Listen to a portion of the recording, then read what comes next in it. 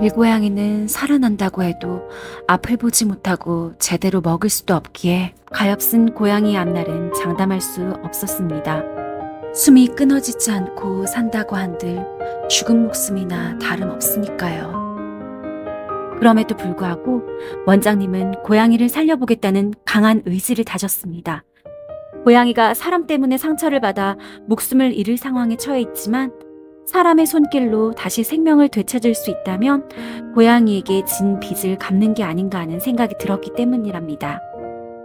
그런 간절한 마음으로 원장님은 고양이를 가족으로 들이게 되었고 장군처럼 기세 등등하게 다시 세상 속으로 들어오라는 염원을 담아 장군이라는 이름을 붙여주었습니다.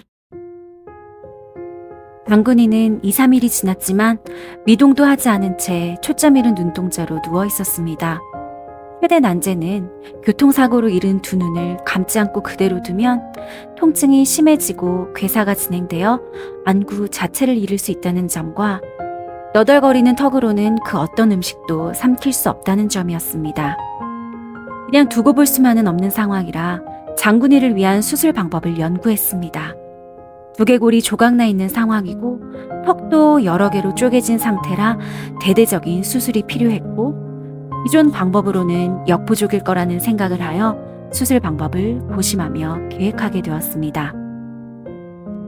사람 손을 타지 않던 고양이라 꼬마 수의사에게도 아빠 수의사에게도 으르렁대며 경계심을 드러내는 걸 보니 마음이 아프면서도 동시에 자신을 보호하려는 힘이 남아있음에 감사하기도 했습니다. 응?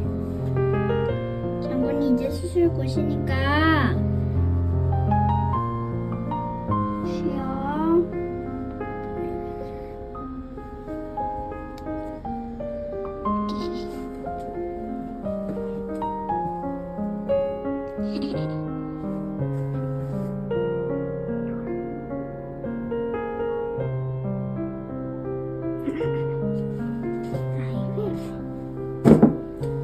아이고 우리 장군이 예뻐.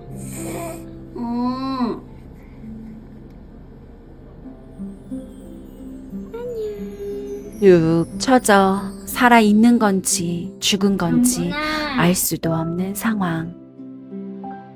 계속 숨이 붙어 있을지도 가늠할 수 없는 시점이었지만 꼬마 수의사는 아가가 수술을 받고 예전의 모습으로 돌아가기를 고대하며 이번 장문에 그런 소망을 적기도 했답니다.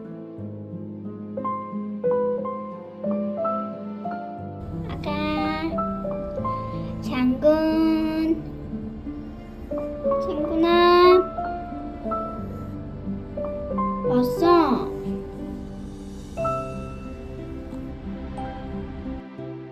장군이의 몸무게를 재어보니 5.1kg이던 몸무게는 이틀 후엔 4.83, 그리고 4일이 지난 수술 직전에는 4.7kg으로 빠져 있었습니다. 피 비린내와 썩은 냄새가 진동했던 장군이의 입도 열어보았는데 감히 상상할 수 없을 정도의 피고름이 입안 가득 들어가 굳혀져 있었고 그걸 떼어내니 말할 수 없을 정도의 악취가 풍겼습니다. 며칠 동안 이걸 머금고 있었을 장군이가 안쓰러웠고 살갗에 단단하게 붙은 피딱지를 떼어낼 때 얼마나 아플까 마음이 쓰라렸습니다.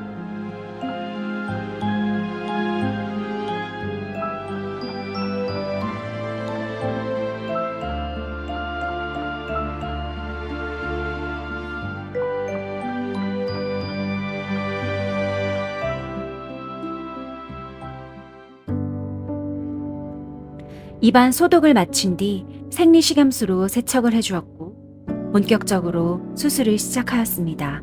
부러진 치아를 제거하고 하악교합을 우선적으로 실시해야 했습니다. 상악 하악뼈가 많이 부러진 상태였고 하악뼈가 노출되어 있었기 때문이죠. 와이어로 뼈를 붙이고 세척 후 피부를 닫아 봉합을 해주었습니다.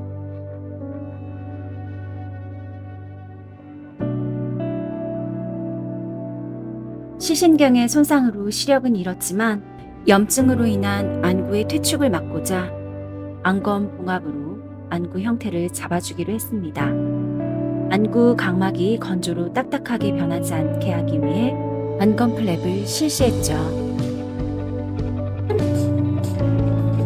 수술 다 마쳤으니까 나오면 돼. 알았어. 장군아, 형아야. 그러면 큰일 날 것 같아. 장군아, 형아잖아. 힘들어? 우리 장군이가 수술 다 하니까 힘들었어. 많이 힘들었어. 우리 애기 잘 살아야 돼 이젠. 나와서 눈도 볼 수 있게. 안 그래도 면역력이 떨어져 있는 상태에서 눈과 턱의 큰 수술을 하면서 장군이가 고통을 잘 견뎌낼지 걱정이 되었습니다. 대수술을 하는 과정도 어렵고 힘들었지만 무엇보다 중요한 것은 이 고비를 이겨낼 장군이의 의지였습니다. 과연 장군이는 수술로 인한 고통을 이겨내고 삶을 이어나갈 수 있을까요?